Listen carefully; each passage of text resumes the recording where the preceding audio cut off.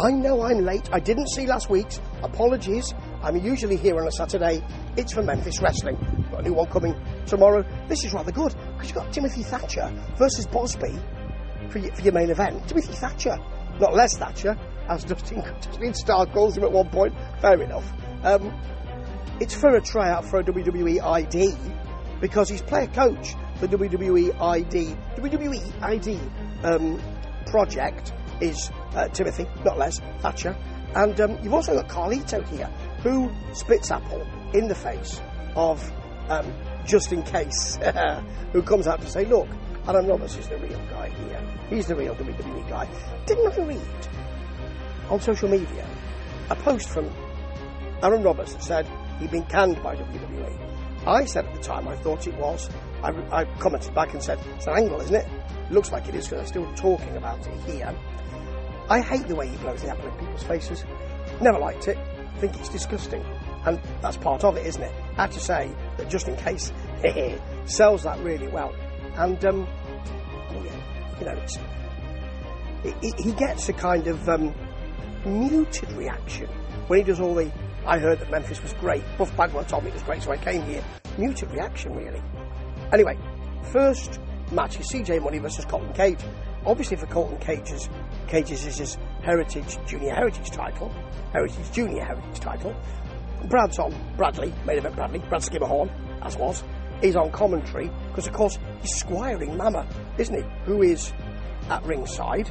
She grabs the leg early on of Colton, and CJ's allowed to get a suplex in, stands on him then, which is not nice, chokes him in the ropes, gives him a hard posting. Colton fights a superplex. Mama grabs the foot so he can't follow through with the Cupid's arrow, missile dropkick, but he suddenly hits a cold-hearted cutter. Bradley is in, stop that pin, he's in, stop the pin. It's a DQ, and here comes CJ Blaine to make the save. So maybe CJ Blaine and Colton will form a tag team. That would be good. I'd like that. Just In Case he's on his phone in the parking lot. And I saw a graphic of Aaron Roberts and Carlito squaring up to each other. So maybe this was after we went off air, or I've missed something. But anyway, I think he must be calling Aaron. Now, our Shocker and Wonder Boy called the Super Friends.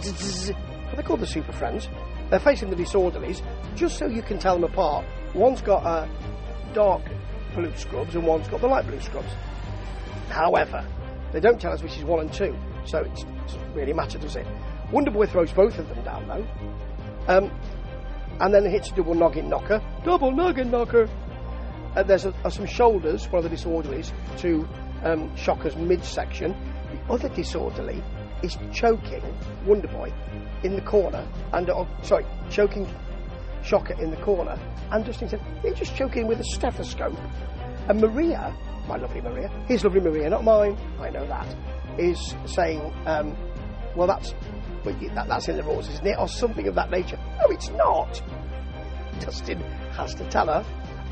Now you've got a stun gun on both of them from Shocker, and Wonder Boy deals with both. You know, uppercuts and chops and things. Then a Superman punch into an axe handle off the top from Shocker into the pin. Actually, from the second rope it was. A double axe handle from the second rope. There's your pin. Okay, good match though, fun, and this is fun as well. Marko Harris versus Sevyn Cruz.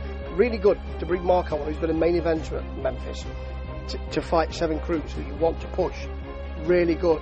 I like the Marko arm work and the extended dropkick. I mean, he really did. I mean, it was fully extended, that sucker. Lovely.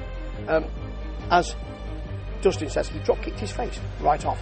Yes, he did. He did seem to. I mean, not literally, obviously, but he did seem to. Then you've got KJ Rocket out there causing trouble to Marko. Sevyn Cruz takes the opportunity to have an in the corner clothesline. The in and out clothesline, and then an inside out. What was it? An inside out? Was it knees? I think.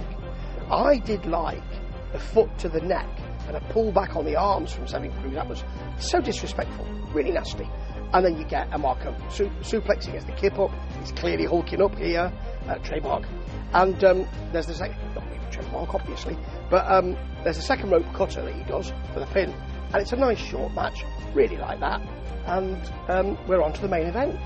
Oh, before we do that, we've got a Brother Bruce, a worrying promo of him sort of a bit kind of upset and a bit discombobulated and mentally not well, and then a wolf howls and he looks up with dead eyes, and we get something about wolves being death for the lambs or something like that. There's a graphic. It's going to be repackaged, and I'm looking forward to it. By the way, we're a slaughterhouse, and where is Ash Taylor? The Ash Hole himself, where is he? Is he being repackaged again? Anyway, on to your main event. Thatcher, Timothy, not Les, versus Timothy Bosby. Timothy Thatcher, Timothy Bosby. And Bosby is called second to none.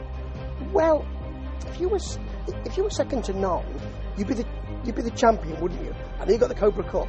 You ain't a champion, are you? So I think you come second to a few people. Mike Anthony, for instance. Yeah. Anyway, we get some mat work. I'm just pointing it out. Thatcher spoils that.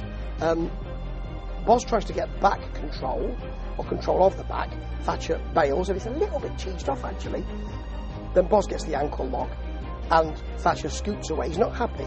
He cinches in a guillotine, though, does Timothy. Belly-to-belly suplex for a 2 count. Bosplex. Thatcher's back with an uppercut. I don't think Boz expected that.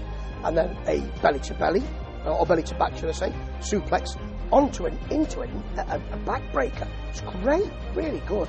Clotheslines, and I like the way that Timothy Thatcher crawls, just holding his hand out to the camera. It's lovely, beautifully done.